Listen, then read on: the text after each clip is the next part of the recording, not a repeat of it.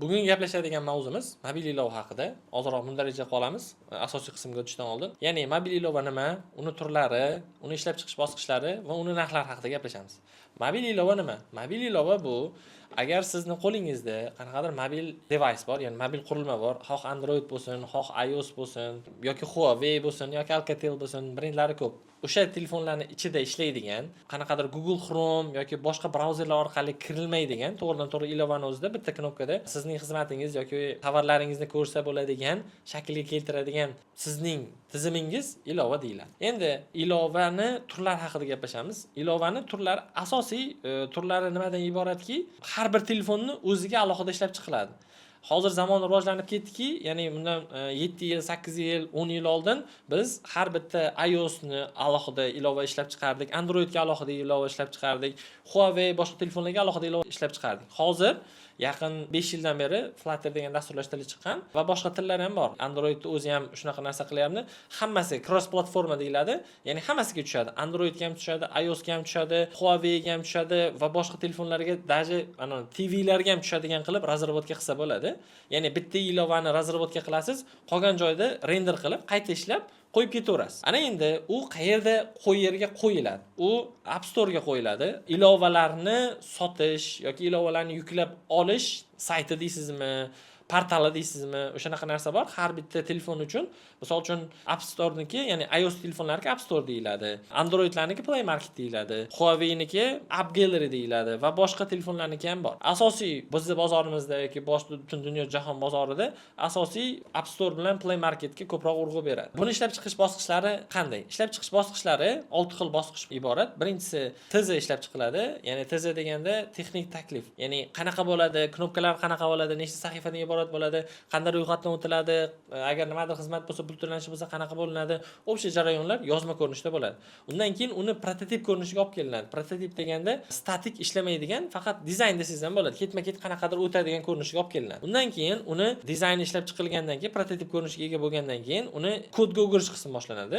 Kodga o'girish qismida u tayyor kodga o'giriladi. Undan keyin uni backend ishlab chiqiladi. Ya'ni ilova o'zidan o'zi ishlamaydi. Ya'ni ilovani o'zi statik narsalarni ishlab chiqadi, lekin dinamik bo'lsa, ya'ni nimadir ma'lumot jo'natsangiz, u sizga qaytarib nimadir ishlab chiqish kerak bo'lsa, uni backend qismi kerak. Ya'ni algoritm qismi deysizmi, o'sha qismi kerak. To'g'ridan-to'g'ri ma'lumotlarni undan olib yoki undan to'g'ridan-to'g'ri ishlash uchun. Ya'ni nimadir narsa saqlasa ham, uni ilovani o'ziga saqlab bo'lmaydi. Uni backend qismi bo'lish kerak, o'sha backend qismiga saqlaydi. Ilovani ishlab chiqdik deylik, ilovani kod ko'rinishiga olib keldik deylik. Kod ko'rinishiga olib kelgandan keyin uni backend qismiga ulanadi. Backend qismiga ulangandan keyin oxirgi qismidan bitta oldingisi uni testlanadi. Har bitta knopkalar ishlayotgani, qanday yurayotgani, xuddi shunaqa testlanadi. Undan keyin tayyor ilova Play Market va App Store yoki Huawei'ni App Gallery'siga jo'natiladi. Bularda nima bo'ladi? Bularda App Store'ni odam tekshiradi. Ya'ni odam qayerdadir Amerikaning qaysidir qismida o'tirgan odam olib tekshiradi. Как bo'ladi, nima ishlayapti, haqiqiy ilovami, yo'qmi tekshiradi. Play Marketda uni robot tekshiradi. Uni odam tekshirmaydi. Huawei'da hozircha bizning ilovalarimizni hozircha odam tekshiryapti. Ular hali nima deydi, avtomatlashtirishmadi. Endi biz ilovani yaratib bo'ldik, uni Play Market App Store'ga joylashtirib bo'ldik. Uni to'lovlari bormi? Ya'ni anoga emas, ishlab chiqqan odamga emas, o'zi to'lovlar. Sizda Play Market App Store'da saqlaganingiz uchun to'lov yo'q aslida, lekin App Store'ga yillik akkauntingizga to'lashingiz kerak. Ya'ni sizni ilovalaringizni App Store'da turgani uchun yillik to'lov bor, $99. Yuridik shaxs bo'ladimi, jismoniy shaxs bo'ladimi, $99. Play Marketda $25 to'laysiz. Voila, u umringizning oxirigacha sizda akkauntingiz bo'laveradi. Bir martalik $25 to'lov bor. Keyingisi Huawei, hozircha Huawei ochiq ekan. Ya'ni akkaunt ochiq ekan. Endi yoki o'zingizga akkaunt ochishingiz kerak, $99 yiliga to'lab, yoki razrabochikni yoki kimnidir akkauntingizga qo'yib qo'ysangiz bo'ladi. Uni hech kim urishmaydi. Faqat Play Market App Store'da qidirganingizda ham chiqib qoladi-yu, mana tagida o'zingizning biznesingiz nomi chiqmasligi mumkin. Akkaunt egasining nomi chiqadi. Farqi shunda. Atak boshqa birov nomida turib turaversa ham bo'ladi. Ana endi tayyor bo'ldi, ilovani chiqardik, Play Market App Store'lar haqida gaplashdik, chiqdi. Ana endi u ilova o'zidan o'zi ishlab turmaydi, uni backend qismi qayerdadir ishlab turishi shart. Agar backend qismi o'chadigan bo'lsa, ilova ham ishlamaydi. Endi uni ishlab chiqdik, uni narxlari haqida gaplashamiz. Narxlar haqida gaplashadigan bo'lsak, ilovani tayyorlash narxi minimum bundan 8 oy, 1 yillar oldin minimum 5000 dollardan boshlanadi. Nimaga 8 oy, 1 yil oldin? Sababi sun'iy intellekt jarayonlari kirib kelishi bilanoq ishlab chiqishni, ya'ni razrabotka narxi tushyapti. Oddiy misol oladigan bo'lsak, oldin 5000 dollarga razrabotka qilinadigan narsa hozir 1,5-2000 bilan razrabotka tayyor bo'lyapti. Va avval 3 oy, 2 oy, 1 oyda tayyor bo'lgan narsa hozir bor yo'q 15 kunda yoki 10 kunda yoki даже 3 kunda ham tayyor bo'lyapti. Va uni Play Market App Store ga tekshirishga jo'natib, undan chiqarib olishga vaqt bir haftalar vaqt ketadi-yu, lekin ilovani tayyor holatda qo'lingizda ishlasa bo'ladigan ko'rinishi uzog'i 3 kun, 4 kunda tayyor bo'lyapti. Hozir misol uchun o'rtacha 1,5 dollardan boshlanadi ilovalarni ishlab chiqish. Uni bitta ilova ishlab chiqiladi, uni render qilinadi, iOS ochadigan qilib render qilinadi, iOS yuklanadi, Androidda render qilinadi, Android yuklanadi, Huawei ga render qilinadi, Huawei ga yuklanadi.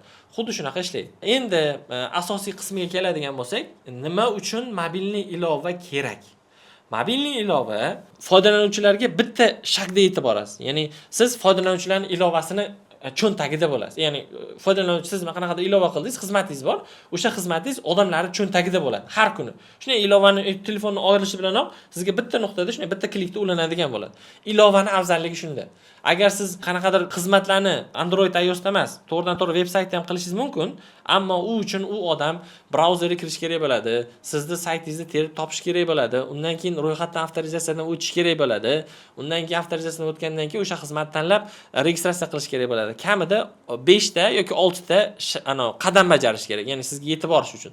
Mobil ilova bo'lganda bitta qadamda foydalanuvchiga yetib borasiz. Foydalanuvchilar har kuni cho'ntagidasiz, har kuni bitta knopkada sizga yetib boradi. Ro'yxatdan o'tgan narsa qaytadan ro'yxatdan o'tish kerak bo'lmaydi. Bitta telefonda ro'yxatdan o'tdi degani, u telefonni almashtirguncha o'sha ro'yxatdan o'taveradi, avtorizatsiya avtomatik bo'lib ketaveradi. Har doim o'sha odamni ro'yxatdan o'tkazish shart bo'lmaydi. Qulayligi shunda. Endi bitta dona noqulayligi bor. Agar sizda nimadir narsa yangi qism qo'shmoqchi bo'lsangiz yoki nimadir o'zgaradigan bo'lsa, ilovani qaytadan App Store ga, Play Market ga yangi versiya sifatida yuklashingiz kerak bo'ladi.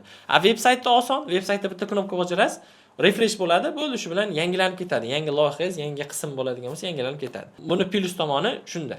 Ya'ni Android, iOS ilovani plus tarafi bitta shakda yetib borasiz, veb-saytda plus tarafi yangilanishda tez bo'ladi. Hozircha shu. Agar sizda qanaqadir savollar bo'ladigan bo'lsa, bemalol kommentariyada murojaat qilishingiz mumkin. Xohlasanglar to'g'ridan-to'g'ri aloqaga chiqib, bemalol agar qanaqadir loyihalar yoki savolinglar bo'lsa, bemalol murojaat qilishingiz mumkin.